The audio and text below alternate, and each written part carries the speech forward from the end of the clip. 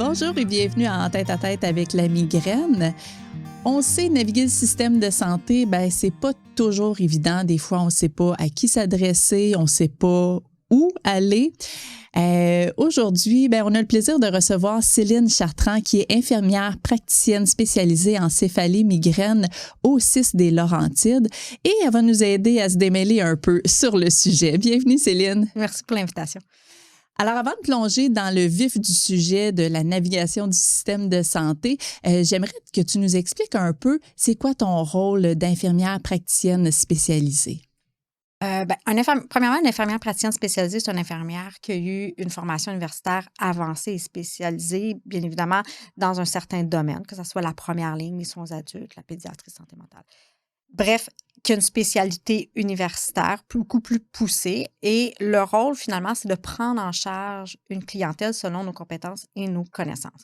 Donc, dans mon cas à moi, comme je suis spécialisée en céphalie migraine, mon rôle à moi, c'est de prendre en charge la clientèle, les personnes qui souffrent de céphalie, qui souffrent de migraine et qui ont besoin d'avoir un début de traitement, un diagnostic, des suivis, des prises en charge, des investigations et de m'assurer que tout ça soit en fonction des données probantes, en fonction des recherches, des nouvelles données qui existent. Puis pour quelqu'un qui est à l'écoute, peut-être aujourd'hui, qui commence à avoir quelques épisodes de migraine, qui se dit « Ah, je devrais peut-être consulter », c'est quoi les premières étapes à faire pour avoir accès à certains services du système de santé? La première étape, quand on a un médecin de famille, c'est assez facile. Là, on consulte via notre médecin de famille ou notre infirmière praticienne de première ligne. Donc, c'est de consulter avec eux pour avoir une évaluation médicale, un diagnostic, un début de traitement. C'est la première étape. Le problème chez une grande partie de la population, c'est qu'ils n'ont pas nécessairement accès à un médecin de famille. Et c'est là que ça devient un petit peu plus compliqué. Puis justement, si on n'a pas accès à un médecin de famille, si on n'a pas un médecin de famille qui nous est attitré, qu'est-ce qu'on fait? Bon, premièrement, si on n'a pas de médecin de famille, la première chose, c'est de s'inscrire sur la liste, liste, pour avoir accès à un médecin de famille ou une infirmière praticienne. C'est la première étape. C'est pas automatique. Ça se fait pas automatiquement avec parce qu'on a une carte d'assurance maladie qu'on est inscrit pour ça. Et cette fameuse liste, on la trouve où? Comment on fait pour s'inscrire? La liste, on va la trouver, là, on peut la trouver via le Carnet Santé Québec en ligne. On peut la trouver si vous allez en ligne, là, puis vous tapez guichet d'accès à un médecin de famille ou avoir un médecin de famille en ligne. Ça va vous diriger vers les sites là, pour vous inscrire sur la liste. Sinon, il y a toujours moyen d'appeler au 811.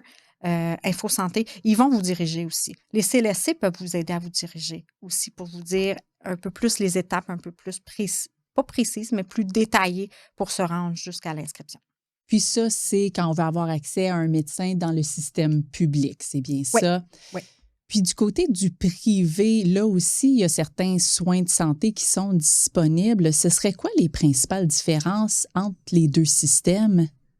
La principale différence entre le public et le privé, évidemment, est le coût. Hein. Le public est, dans le fond, les coûts associés au public sont fournis par la RAMQ, sont fournis par le gouvernement. On paye ça avec nos taxes, nos impôts.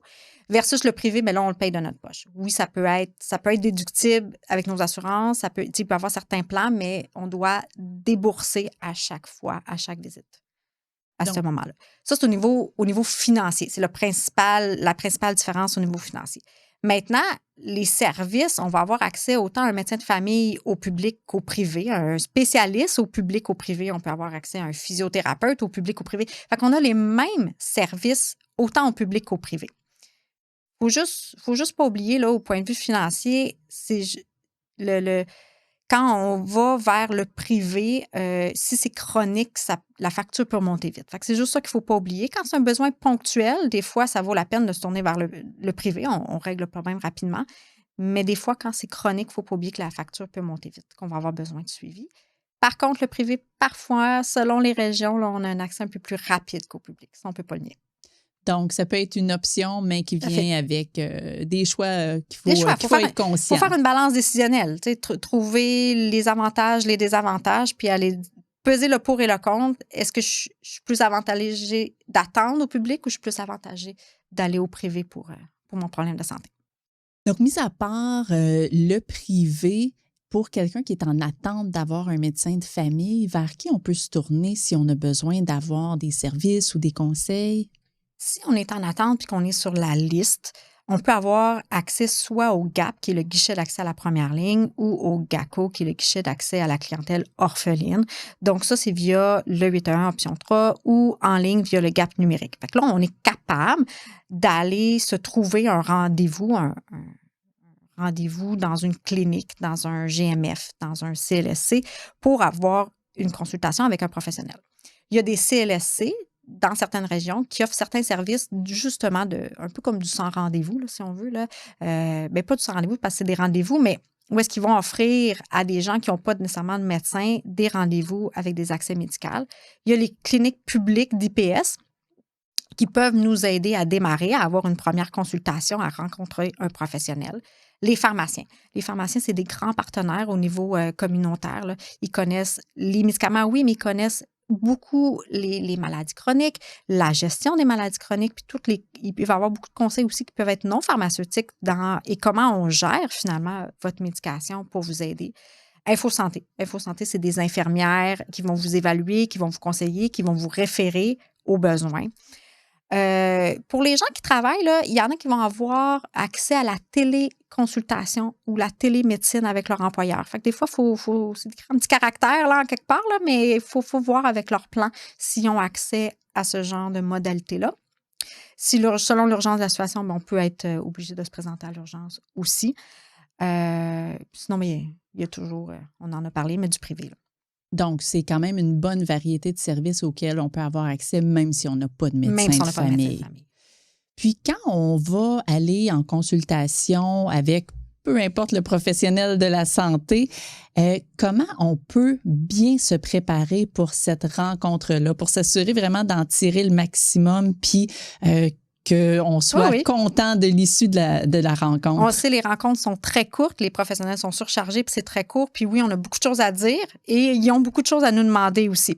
Donc, dans le cas de la migraine puis des céphalées, je vous dirais que la première chose, c'est vraiment d'avoir un calendrier bien rempli. Puis qu'est-ce que je veux dire par bien rempli? Là, c'est pas juste les crises de migraine qu'on veut avoir quand on parle de céphalée migraine. On va avoir tous les jours où on a mal à la tête. Fait que vous avez un fond de mal de tête. Il y a des exemples sur Migraine Québec de calendriers qui sont imprimables. Il y a le calendrier canadien des migraines qui est plus en format application pour ceux qui préfèrent les applications. Où est-ce qu'on va aller indiquer tous les jours de maux de tête légers, moyens, modérés, sévères. On va aller les indiquer. Quel traitement on a pris et est-ce que ça a fonctionné? Parce que le professionnel risque de nous offrir un traitement, mais se comprend, est-ce que ça fonctionne à moitié, est-ce que c'est des effets secondaires? Donc, déjà avoir un calendrier bien rempli, ça l'aide et on minimise souvent la réelle fréquence parce que le cerveau va se rappeler de la crise de migraine qu'on a eue le 3 juin parce qu'on a manqué un événement, on a manqué du travail, on va s'en rappeler de cette crise-là. Mais les petites mini-crises, les autres petites à côté qui comptent aussi dans le fardeau de la migraine et des céphalées, le cerveau les oublie. C'est correct, je pense qu'on s'en rappelle pas toutes, là, mais on les oublie. Donc, la véritable fréquence, c'est avec un calendrier qu'on réussit à l'avoir. Et la liste des autres symptômes qui vous incommodent. Ça, je pense que c'est quand même important parce que la migraine, c'est beaucoup plus qu'un mal de tête. Il y a tous les autres symptômes, puis les gens qui nous écoutent les reconnaissent, là, que ça soit de la sensibilité à la lumière, au bruit, aux odeurs, la nausée, les étourdissements, les vertiges. On peut en nommer longtemps. Mais tout ça aussi, c'est incommodant. Fait que d'avoir cette liste-là. On peut avoir eu beaucoup d'essais antérieurs, comme on peut ne pas en avoir eu, mais de savoir ce qu'on a essayé, de savoir combien de temps on l'a essayé, pourquoi on l'a arrêté. Est-ce qu'on avait juste une perte d'efficacité? Est-ce que ça ne fonctionnait pas? Est-ce qu'on avait trop d'effets secondaires? Des fois, c'est une question de dose aussi, qui n'était peut-être pas mal ajustée. Ensuite, peut-être de clarifier avec vous-même avant le rendez-vous et d'être capable de l'exprimer lors du rendez-vous, vos objectifs à vous. OK? Parce que c'est sûr, là, je veux dire, tous les professionnels veulent libérer leurs patients des douleurs, les rendre fonctionnels sans douleur. Mais c'est quoi votre premier objectif à vous? Parce que vous allez travailler en partenariat avec ce professionnel-là. Puis, ça va aider à avoir un objectif commun, puis finalement, on va avoir plus de résultats ou meilleure appréciation du rendez-vous si on est capable de dire, moi, je vais être capable d'avoir un traitement de crise qui fonctionne. Moi, je vais être capable de me présenter au travail et de travailler à mon plein potentiel. Les objectifs sont différents. On veut tout arriver au meilleur, mais on peut commencer par un objectif. Ensuite, il y a des autotests qui existent. Des autotests, exemple, pour mesurer l'impact de la migraine. Fait que là, on va parler de ce qu'on appelle le HIT-6 ou le MIDAS, M-I-D-A-S. Donc, ça, c'est vraiment pour mesurer l'impact que ça a sur votre vie. Ça, c'est un questionnaire c'est des qu'on petits peut questionnaires. trouver en ligne? On trouve ça en ligne. Le HIT-6 a 6 questions. Le MIDAS en a 5. Un petit peu plus complexe à remplir parce qu'il comprend les 3 derniers mois, mais quand même, c'est un autotest dans le fond. Il y a ce qu'on appelle le MTOQ, MTOQ, qui, lui, est pour mesurer l'efficacité des traitements de crise aussi. Puis selon ce qu'on va avoir répondu, ça va un peu diriger le professionnel. Est-ce qu'on a besoin d'ajuster en fonction de la dose, en fonction d'un autre type de médicament, le traitement de crise? Qu'est-ce qui ne fonctionne pas avec le traitement de crise? Puis pourquoi on peut remplir ça le jour même ou la veille? Parce que le professionnel va prendre du temps de consultation pour vous faire passer ces tests-là. Donc, si vous les avez déjà remplis et qu'ils sont frais, donc la veille, le jour même, bien, c'est du temps de plus que vous pouvez discuter de d'autres points aussi. Donc, ça nous aide à rendre cette rencontre-là beaucoup plus efficace puis en tirer vraiment le maximum. Et là, c'est un peu cliché, mais d'avoir sa liste de questions déjà prêtes, qu'elle soit papier, qu'elle soit dans votre téléphone. Il ne faut pas l'oublier sur le comptoir de la cuisine. Là. Il faut l'avoir avec ça, puis il ne faut pas avoir peur de la sortir. Il ne faut pas avoir peur de la sortir. On la sort, on pose nos questions parce que ça peut être anxiogène, un rendez-vous, puis on va oublier, puis c'est commun. Là. Les gens sortent du rendez-vous, ils arrivent dans la voiture ou ils arrivent à l'extérieur de la bâtisse, puis font « Ah, j'ai oublié de demander ça » ou « Ah, je voulais parler de ça ». N'hésitez pas. Ou vous avez des questions et sortez-la à la liste. C'est pas gênant. Sortez-la à la liste. On prend une courte pause qui me permet de vous parler d'un service offert chez Migraine Québec, le programme d'autogestion de la migraine. Il s'agit en fait d'une formation unique au Québec qui se veut un complément essentiel à votre suivi médical. Dans la formation, on vous propose différentes stratégies pour reprendre le pouvoir sur la migraine. En tant que co-autrice du programme d'autogestion de la migraine, je peux vous assurer qu'on a choisi les informations les plus pertinentes pour vous et que tout a été démontré scientifiquement pour que ce soit bien efficace pour avoir une meilleure gestion de la migraine. Ce programme est offert 100% en ligne. Vous trouverez tous les détails au www.migrainequebec.org et profitez du code promo BALADO10. De retour maintenant à notre invité. Dans ta pratique, Céline, j'aimerais savoir si tu observes certaines fausses croyances ou des mythes en lien avec le système de santé. Oui. Dans les principales erreurs, fausses croyances que les gens ont, on s'en vient de plus en plus informatique. On voit les professionnels qui travaillent avec des ordinateurs. Avant, ils prenaient toutes leurs notes papier avec les dossiers antérieurs. Là.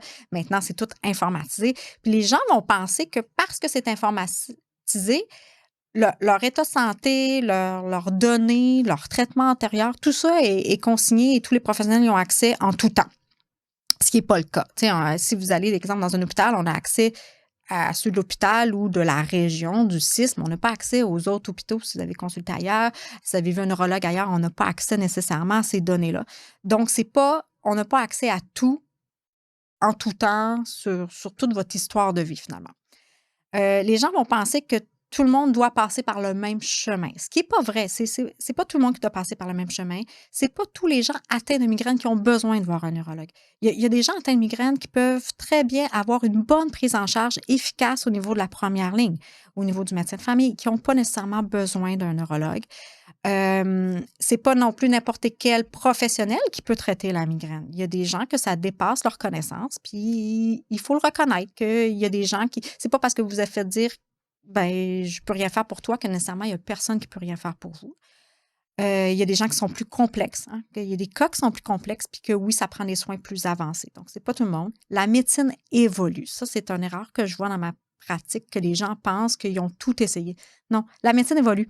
Puis, ce que je dis présentement, probablement que mon discours va changer dans 5 ans. Il va y avoir des nouvelles données dans 5 ans, des nouveaux traitements dans 5 ans. Donc, oui, la médecine évolue. Donc, n'hésitez pas à redemander s'il y a des nouvelles choses, parce qu'il y a peut-être des choses que vous n'avez pas essayées. Ça peut paraître compliqué quand on est de l'extérieur. Naviguer le système de la santé, quand on est de l'intérieur, c'est déjà compliqué, de l'extérieur encore plus. De penser que votre situation est trop simple, j'ai juste 2 mal de tête, 2 migraines par semaine, je suis capable de les gérer, je suis trop occupée, que vous ayez des enfants, pas d'enfants, une vie professionnelle active ou pas, que vous soyez la vie fait en sorte qu'on est tous débordés, mais il faut prendre le temps pour soi et le système de santé est quand même complexe. Puis c'est long, puis il y a des listes d'attente, puis il y a de l'attente. Puis c'est pas parce qu'on fait une référence en neurologie, par exemple, que vous allez le voir demain matin. Donc, pensez-y beaucoup plus tôt que plus tard. Prenez-vous en charge beaucoup plus tôt que plus tard. On veut éviter la chronicisation. Fait qu'hésitez pas à consulter, même quand c'est... Et si, tu sais, ça va paraître cliché ce que je vais vous dire, mais si vous êtes déjà fait dire, vous êtes une femme, vous avez mal à la tête, c'est comme ça. Non, n'abandonnez pas. Cherchez de l'aide. Vous allez trouver quelqu'un. Vous allez trouver quelqu'un qui va vous aider. Il y a des traitements. Donc, si je comprends bien, là, vraiment, les points à retenir, c'est qu'on doit consulter, même si on se dit, c'est pas un problème majeur, on veut pas attendre que ça se détériore, puis même si on a cogné à une porte puis qu'on n'a pas eu la réponse qu'on souhaitait, c'est correct d'aller demander ailleurs aussi. Oui, tout à fait. On veut pas que ça se détériore parce qu'on sait, il y a une partie de la population qui va se détériorer d'année en année, tout simplement parce qu'il y a une chronicisation, mais on ne veut pas favoriser cette chronicisation-là. On ne veut pas passer de quelques jours de mal de tête, de migraine par mois à tous les jours avec des symptômes beaucoup plus incommodants, invalidants, des arrêts de travail et tout ça. Donc oui, il faut se prendre en charge plus rapidement. Puis toi, en tant qu'IPS, est-ce que tu peux faciliter l'accès aux autres services de santé aussi? Comment on voit le rôle de l'IPS dans tout ce système-là? Mais les IPS en première ligne peuvent faire comme tout le début, toute la prise en charge, le diagnostic, le début du traitement, puis ils peuvent référer. Puis ça, c'est une notion qui est quand même importante à comprendre, c'est qu'on peut vraiment référer aux autres professionnels. Fait que moi, je suis une infirmière praticienne spécialisée en céphalée-migraine, donc je prends en charge une clientèle de céphalée-migraine. Mais oui, ça va m'arriver de référer. Si j'ai quelqu'un qui a des troubles connexes, qui peuvent avoir un impact, exemple, sur la migraine, maintenant, pour nommer quelque chose, là, des troubles au niveau gynécologique, menstruel, qui des désordres de cycle, tout ça, je vais gérer au maximum de ma compétence, de ma connaissance, mais oui, je vais aller référer en gynécologique pour avoir des suivis conjoints puis aider ces patients-là. Parce que les patients migraineux ont des comorbidités aussi. On est atteint de migraine, mais il n'y a pas toujours juste la migraine, puis des fois, ça s'imbrique un dans l'autre. Fait que oui, on va les référer. On va aller essayer de toucher l'ensemble des systèmes qui sont problématiques. En terminant, Céline, est-ce que tu aurais 1 ou 2 conseils que tu pourrais offrir peut-être à quelqu'un qui se sent un peu découragé de trouver une façon d'avoir accès au système de santé, qui ne sait pas trop par où commencer? N'hésitez pas à aller chercher de l'aide. C'est le premier conseil, là. N'hésitez pas à chercher de l'aide. Puis oui, c'est complexe. Puis je ne peux pas dire le contraire. Ça peut paraître complexe. Mais si on vous répond que vous n'êtes pas au bon endroit, demandez d'être dirigé vers le bon endroit. Je pense que c'est un message clé. Demandez d'être dirigé au bon endroit. OK, c'est pas la bonne place. Maintenant, où je vais? Qu'est-ce que vous me suggérez? Restez pas seul avec votre découragement. Il y en a d'autres qui ont passé comme vous. Fait que d'en parler, ça peut offrir des ouvertures, des options. Ah, avais-tu pensé à ça? Moi, j'ai fait ça. Puis, des fois, ça va nous diriger aussi d'en parler. Il y a des expériences positives aussi que vous allez entendre. On peut commencer par le 811, le pharmacien. Ça peut être la porte d'entrée. On va voir le pharmacien, j'ai mal à la tête, je prends des Tylenol, ça ne fonctionne pas. Il existe d'autres choses? Il peut nous dire, voici, oui, il y a d'autres choses, voici comment y avoir accès. Donc, le pharmacien, le 811 peuvent avoir accès. Tu sais, dans les conseils, oui, c'est dur le système de santé est complexe, mais exemple, on n'a pas tous besoin de voir, exemple, un neurologue. Fait que si on est capable d'aller chercher son aide plus bas, ça nous permet d'être capable de se gérer beaucoup plus rapidement. Merci infiniment, Céline. Je pense que tu vas avoir aidé beaucoup de personnes aujourd'hui à mieux comprendre comment s'y prendre avec le système de santé. Et merci beaucoup à vous d'avoir été à l'écoute. À bientôt.